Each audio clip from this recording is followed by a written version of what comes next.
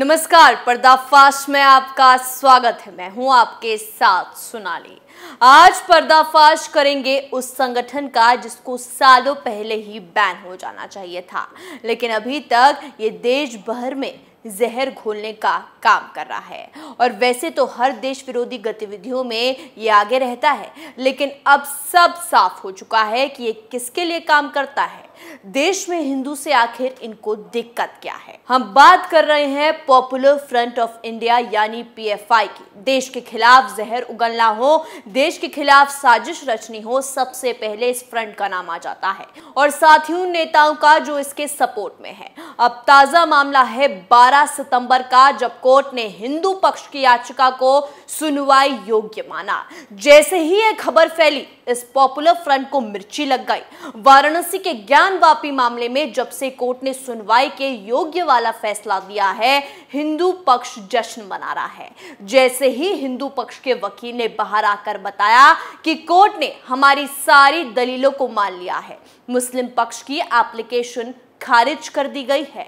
महिला पुरुषों ने सड़क पर ही हर हर महादेव के नारे लगाने शुरू कर दिए। खुशी में महिलाओं ने गाना भी गाया, बम बम बोल रहा है काशी।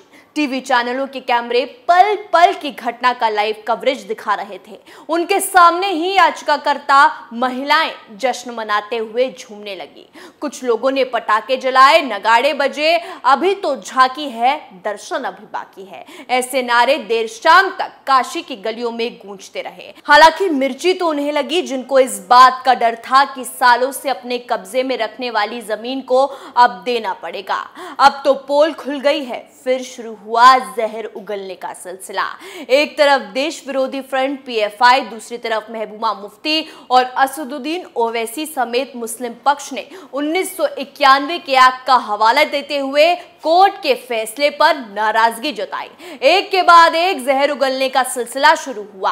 पहले बात करते हैं पीएफआई की। पॉपुलर फ्रंट ऑफ इंडिया के अध्यक्ष ओएमए सलाम ने कहा है कि ज्ञानवापी मस्जिद के अंदर रोजाना पूजा के लिए दी गई हिंदू श्रद्धालुओं की याचिका को बरकरार रखने के वाराणसी जिला जज के फैसले से अल्पसंख्यक वर्ग के अधिकारियों पर फांसीवादी हमलों को और ज्यादा मजबूती मिलेगी। इस फैसले से प्लेसेस ऑफ वर्शिप एक्ट 1991 यानी पूजा स्थल अधिनियम को नजरअंदाज किया गया है, जिससे धार्मिक संपत्तियों पर सांप्रदायिक राजनीति को रोकने के लिए पारित किया गया था, जैसा कि बाबरी मस्जिद के साथ हुआ। कोर्ट के फैसले की आड़ में पीएफआई भारत में अशांति फैलाने वाले अपने एजेंडे को आगे बढ़ाने में फिर से जुट गया। पीएफआई ने फैसले की आलोचना करते हुए कहा कि अदालत के फैसले से अल्पसंख्यक अधिकारियों पर फांसीवादी हमले को और बढ़ावा मिलेगा और यह फैसला पूजा स्थल अधिनियम 1991 की उपेक्षा करता है।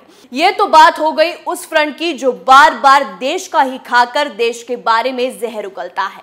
अब बात करते हैं उन नेताओं की जो हिंदू के पक्ष में फैसला आने से पूरी तरह तिलमिला उठ चुका है।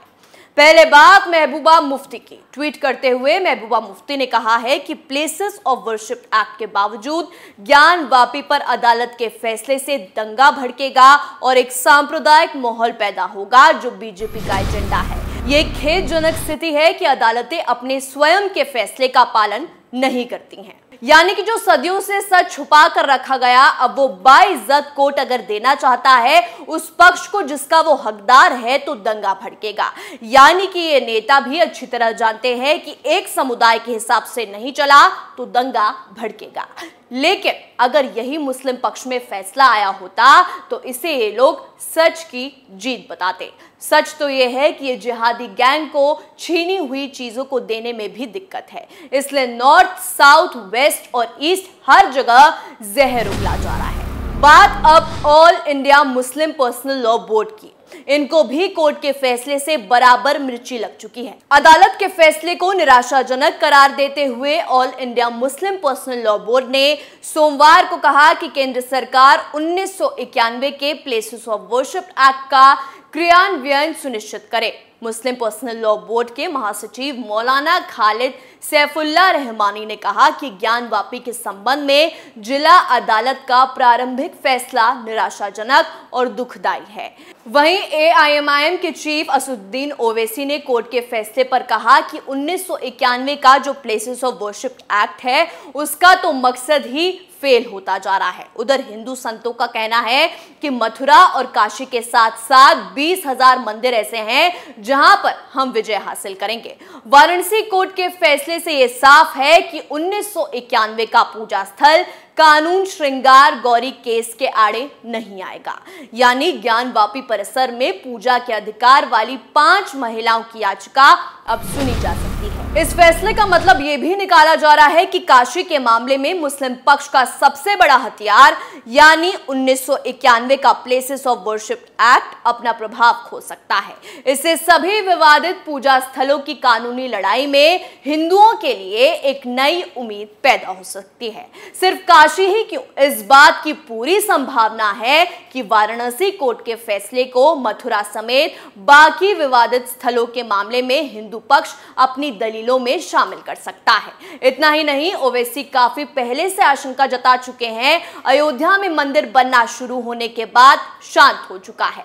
मंदिर मस्जिद विवाद फिर से जोर पकड़ सकता है। ऐसे में सवाल यह है कि क्या अब मंदिर पॉलिटिक्स का नया अध्याय शुरू हो सकता है? ज्यादा कुछ नहीं तो यूपी के उप मुख्यमंत्री केशव प्रसाद मौर्य के एक ट्वीट पर नजर मार लीजिए। एक लाइन में उन्होंने लिखा, करवट लेती मथुरा काशी।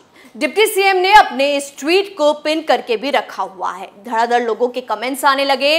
कोई जय श्री राधे हर हर महादेव लिख रहा था।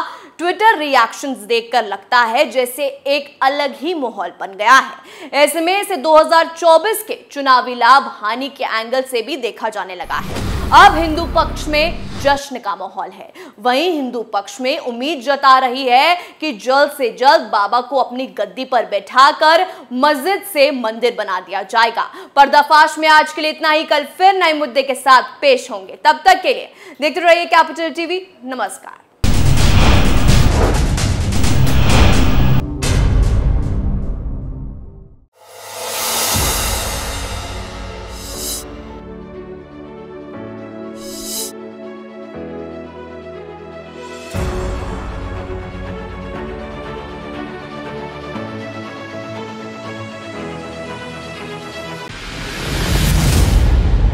मैं राजनीति करता नहीं, पर राजनीति को बहुत गहरे तक समझता हूं। मैं लोगों के बीच रहता हूं, लोगों के मन को अच्छे से जानता हूं।